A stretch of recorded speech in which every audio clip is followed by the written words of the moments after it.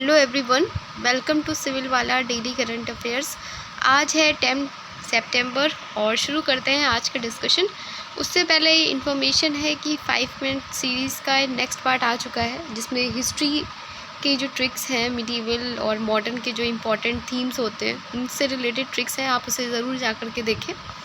अब शुरू करते हैं डिस्कशन। पहले देखते हैं रिवीजन क्वेश्चन का answer. The wrong turn, love and betrayal in the time of Netaji पुस्तक के लेखक कौन थे? और इसका सही आंसर था नमिता रॉय घोष।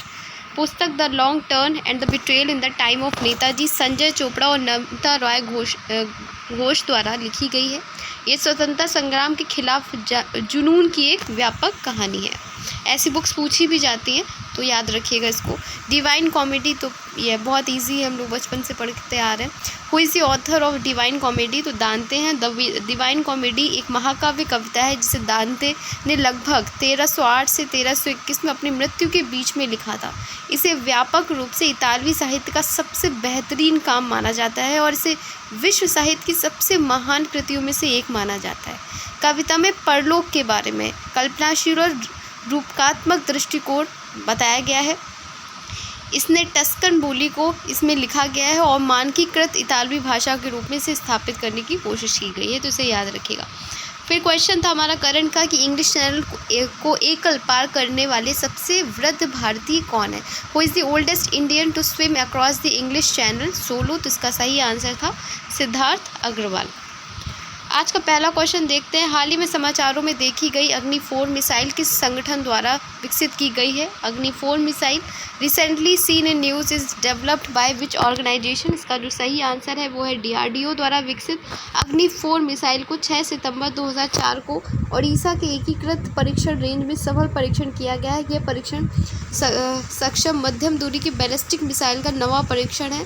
ये भारत की सामरिक बल कमान का द्वारा किया गया है, जो सभी परमाणु हथियारों की देखरेख करता है। तो ये याद रखिएगा कि अग्नि 4 का जो है निर्माण किसने किया है? DRDO ने किया है। नेक्स्ट हमारा क्वेश्चन है, हाल ही में भारत का पहला एशियाई किंग गिद्धों के संरक्षण और प्रजनन केंद्र कहाँ पर उद्घाटन किया गया है? Recently where was the India's first conservation and breeding centre for the Asian king vultures inaugurated? सही आंसर है हमारा गोरखपुर, उत्तर प्रदेश। तो अगर कोई उत्तर प्रदेश का क्वेश्चन दिखाई देता है तो आपके UPPCS अपकमिंग जो एग्ज़ाम है आपका 27 अक्टूबर को, उसके लिए इम्पॉर्टेंट होता है, तो उससे थोड़ा ध्यान से सुना करिए।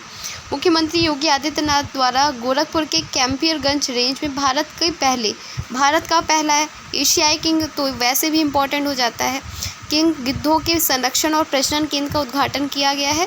जटायु संरक्षण और प्रजनन केंद्र का उद्देश्य इस गंभीर रूप से संकटग्रस्त प्रजाति की जनसंख्या को बढ़ाना है, जिसे 2007 में अंतर्राष्ट्रीय प्रकृति संरक्षण की लाल सूची, जो रेड लिस्ट होती है उसमें सूचीबद्ध किया गया है। तो इसे आप याद रखिएगा। और किसी ने क्वेश्चन पूछा था कमेंट में कि कोई अप्रैल से, जैसे हमारा करंट अफेयर्स चल रहा है और पिछले जो जनवरी, फैब और मार्च का जो है वो करंट अफेयर्स नहीं करवाया है हमने, हमारा शुरू ही अप्रैल से हुआ था। तो अप्रैल से लेकर के अभी जो है आपको मान लीजिए सितंबर तक तो आपका करंट आएगा ही आएगा, और 3 महीने जो रह गए वो आप कवर्स कर सकते हैं। जैसे मंथली मैगज़ीन जो आती है, या जब ई दृष्टि आएगी तो उसमें आपका सारा कवर हो जाएगा, तो उसकी आपको चिंता नहीं करनी है। आप घटना सार की जो बुक आती है वो भी ले सकते हैं। और साथ ही साथ अगर ये करंट अफेयर्स आपने फॉलो किया होगा तो आपको काफ़ी सारे क्वेश्चंस इसमें से देखने को मिलेंगे, और लास्ट में जाकर के आप आई दृष्टि से पढ़ सकते हैं, क्योंकि हमारे ही सीरीज़ के जो क्वेश्चन हैं वो UPSC में देखने को मिले थे, जो कि इतना अनप्रेडिक्टेबल एग्ज़ाम है, उसमें क्वेश्चन देखने को मिले। फिर MPPSC में देखने को मिले, UKPSC का जो एग्ज़ाम है वहाँ देखने को मिले, जबकि हमने बहुत ही अभी स्टार्ट किया है, इसको अप्रैल में ही स्टार्ट किया है। फिर भी अगर क्वेश्चन देखने को मिल रहे हैं तो हाई चांसेस है कि आपको UPPCS में भी देखने को मिलेंगे, लेकिन आप यहाँ से भी पढ़िए और आखिरी में जाकर के आई दृष्टि से भी पढ़िएगा। आई होप जिसने भी ये पूछा था उन्हें क्लियर हो गया होगा। नेक्स्ट है हमारा क्वेश्चन, हाल ही में समाचारों में देखी गई BPALM रेगिमेंट किस बीमारी से संबंधित है? तो ये क्षय रोग मतलब ट्यूबरक्लोसिस, TB से रिलेटेड है। केंद्रीय स्वास्थ्य मंत्रालय ने हाल ही में TB उन्मूलन कार्यक्रम के तहत मल्टी ड्रग प्रतिरोधी TB के उपचार के लिए BPALM करके आप रेगिमेशन पेश किया है, और इसमें 4 दवाएँ शामिल है, बेडाक्विलाइन, पेड्रोमेनिड, लाइनज़ोलिड और वैकल्पिक रूप से मैक्सिफोल कासिन जो है इसमें है, तो ये याद रखिएगा। और ये रेगिमेंट पारंपरिक उपचारों की तुलना में अधिक सुरक्षित है, प्रभावी है और रोगी अनुकूल है। ये पूरी तरीके से मौखिक उपचार है जिसके कम दुष्प्रभाव होते हैं और इसकी अवधि 6 महीने से अवधि जो है इसकी 6 महीने है, जबकि दवा प्रतिरोधी टीबी के पिछले उपचार में 20 महीने तक लग जाते थे। तो आपसे पूछ सकते हैं कि ये किससे रिलेटेड है। फिर हमारा नेक्स्ट क्वेश्चन है, हाल ही में समाचारों में देखे गए ग्लोबाटार्नाइसिन और जनाकीय क्या है? तो ये मेघालय के double decker living root bridge में क्षेत्र में अदरक की 2 नई प्रजातियां हैं जिनका नाम है ये। इन पौधों को उनके फूलों की हलचल के कारण डांसिंग गर्ल कहा जाता है। ये अदरक परिवार के सजावटी पौधों की ग्लोबा जीनस से संबंधित है। इंपॉर्टेंट क्वेश्चन है फॉर यूपीएससी, बिकॉज यूपीएससी में ऐसे क्वेश्चन पूछे जाते हैं। यूपीपीसीएस में तो नहीं, में भी ना भी पूछे जाएँ कि यूपीएससी में इसी तरीके के क्वेश्चन पूछे जाते हैं, तो इसे उसके लिए आप मार्क कर सकते हैं आप। नेक्स्ट क्वेश्चन है हमारा, विजन एक्सेट फैशन फॉरकास्टिंग इनिशिएटिव और परिधि 24x25 फैशन ट्रेंड बुक किसने लॉन्च की है? तो ये है गिरिराज सिंह ने लॉन्च की है। ये India's first fashion forecasting initiative है।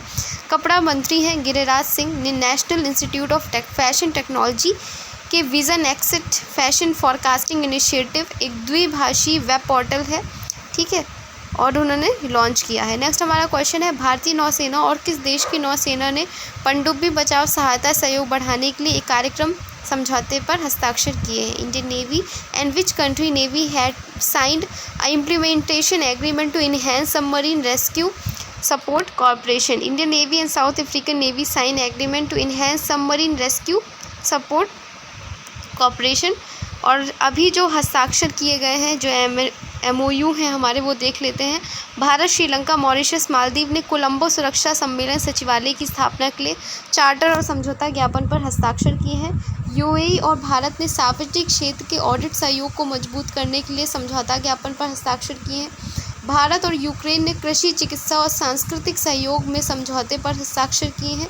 भारत और अमेरिका ने रक्षा सामान से और सेवाओं की आपूर्ति के लिए समझौता किया है और भारत और अमेरिका ने MSME में सहयोग को बढ़ावा देने के लिए हाथ मिलाए हैं। तो ये रीसेंट MOUs भी थे, इन्हें याद रखिएगा।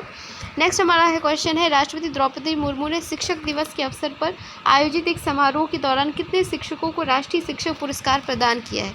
President Draupadi Murmu conferred the national teacher award to how many educators from across institution during a ceremony held at Vigyan Bhavan on the occasion of teachers day? तो उन्होंने 82 शिक्षकों को ये पुरस्कार दिया है, इसे याद रखिएगा। और 82 पुरस्कार विजेताओं में 50 स्कूलों से लोग जुड़े हुए हैं, जिसमें से 16 जो लोग हैं वो उच्च शिक्षा से, 16 कौशल विकास और उद्यमिता मंत्रालय से जुड़े हुए हैं। और इस पुरस्कार जो दिया जाता है उसमें 50,000 रुपये की नकद राशि और एक रजत पदक शामिल है। नेक्स्ट क्वेश्चन है हमारा, हाल ही में किसे अंतर्राष्ट्रीय टेबल टेनिस महासंघ के पहले भारतीय एम्बेसडर के रूप में नामित किया गया है? Recently who has announce the first Indian ambassador of the international table tennis federation? तो जिसे नामित किया गया है वो है शरद कमल। उन्हें ITTF फाउंडेशन का पहला भारतीय एम्बेसडर नामित किया गया है। प्रख्यात क्या है, ये टेबल टेनिस खिलाड़ी हैं शरद कमल। इन्हें जो अंतर्राष्ट्रीय टेबल टेनिस महासंघ है उसका पहला भारतीय एम्बेसडर नामित किया गया है। ये घोषणा अल्टीमेट टेबल टेनिस सीज़न 5 के 11वें दिन जवाहरलाल नेहरू स्टेडियम में की गई। नेक्स्ट हमारा क्वेश्चन है, भारत के अजीत सिंह और सुंदर सिंह गुर्जर ने पेरिस ओलंपिक 2024 में क्रमशः रजत और कांस्य पदक जीते हैं, वो दोनों किस खेल से जुड़े हुए हैं? तो ये अजीत सिंह भाला फेंक में इन्होंने रजत पदक जीता है और ठीक है, और ये पैरा ओलंपिक में इन्होंने जीता है। भारत के अजीत सिंह और सुंदर सिंह गुर्जर ने पेरिस में 2024 में पैरा ओलंपिक में पुरुषों की भाला फेंक में F46 श्रेणी में क्रमशः रजत और कांस्य पदक जीते हैं। दोनों ही लोग भाला फेंक से रिलेटेड हैं, तो इन्होंने एक पर्सन ने जीता है रजत पदक और एक ने कांस्य पदक जीता है, तो इसे याद रखिएगा। 7 टोटल हमारे गोल्ड मेडल हो चुके हैं अब। नेक्स्ट हमारा क्वेश्चन है, मिशेल बार्नियर जो हाल ही में समाचारों में देखे गए थे किस देश के प्रधानमंत्री हैं? Michel Barnier who was seen in news recently is the prime minister of which country? तो ये कहाँ के हैं? ये फ्रांस के हैं। फ्रांस के राष्ट्रपति इमैनुअल मैक्रों ने यूरोपीय संघ के पूर्व ब्रेक्सिट वार्ताकार मिशेल बार्नियर को अपना नया प्रधानमंत्री बनाया है। अगर हम फ्रांस के बारे में देखें तो फ्रांस की राजधानी है पेरिस, राष्ट्रपति हैं इमैनुअल मैक्रो, प्रधानमंत्री रिसेंटली जो क्वेश्चन है हमारा मिशेल बार्नियर, आधिकारिक भाषा है फ्रेंच। और हाल ही में जो प्रधानमंत्री और राष्ट्रपति नियुक्त किए गए हैं उन्हें रिवाइज करना भी ज़रूरी है। थाईलैंड के जो प्रधानमंत्री हैं वो पेंटोगटान शिनावात्रा है, देश के सबसे युवा प्रधानमंत्री हैं, फीमेल हैं ये। रवांडा के राष्ट्रपति हैं पॉल कगामे, चौथी बार बने हैं। बुल्गारिया के प्रधानमंत्री हैं गोरित्सा ग्रुंचारोवा कोझारेवा। नेक्स्ट है हमारा ट्यूनीशिया के कमेल मंडूरी, बांग्लादेश की अंतरिम सरकार के प्रमुख हैं मोहम्मद यूनुस और ईरान के राष्ट्रपति हैं मसूद पेजिशियन। तो ये था आज का डिस्कशन। अब देखते हैं test question. Indravati hydro electric project किस राज्य में स्थित है? Indravati hydro electric project belongs to which state? Tamil Nadu, Orissa, Karnataka, Andhra Pradesh. Next question हमारा, निम्नलिखित में से कौन सी नदी टिहरी बांध को जल प्रदान करती है? ऑप्शंस नहीं दिए, आप बता दीजिएगा इसमें। हाल ही में समाचारों में देखा गया बारका परमाणु ऊर्जा संयंत्र किस देश में स्थित है? इसका आंसर आपको कमेंट सेक्शन में करना है। और ये बताइए कि जैसे मैं हर बार किसी भी एग्ज़ाम के लिए, जैसे यूपीपीएससी के लिए भी लास्ट डेज के लिए मैंने बोला था कि ये स्ट्रेटजी जो है आप फॉलो कर सकते हैं, ये टॉपिक्स आप कवर कर सकते हैं। ऐसा कोई वीडियो अगर आप चाहते हैं कि जो लास्ट आपके 40 डेज़ बचे हुए हैं उनके लिए मैं कोई स्ट्रेटजी वीडियो लाऊं या उससे आपको मोटिवेशन मिल सके, तो आप कमेंट सेक्शन में बता सकते हैं। और ये भी बताइएगा कि जो ये करंट अफेयर्स आप अप्रैल से सुन रहे हैं अभी तक, उससे आपके करंट अफेयर्स में कॉन्फिडेंस बढ़ा है पहले से ज़्यादा, या वैसा क्या वैसा ही है? तो ये दोनों ही चीज़ें आप बता सकते हैं कमेंट सेक्शन में, और आंसर ज़रूर करिएगा। जो भी स्टैटिक क्वेश्चन है, करंट क्वेश्चन है, दोनों के ही। तो ये था आज का डिस्कशन। आई होप आपको पसंद आया होगा। मिलते हैं कल एक नए डिस्कशन के साथ में। तब तक अपनी पढ़ाई करते रहिए और ख्याल रखिए। धन्यवाद।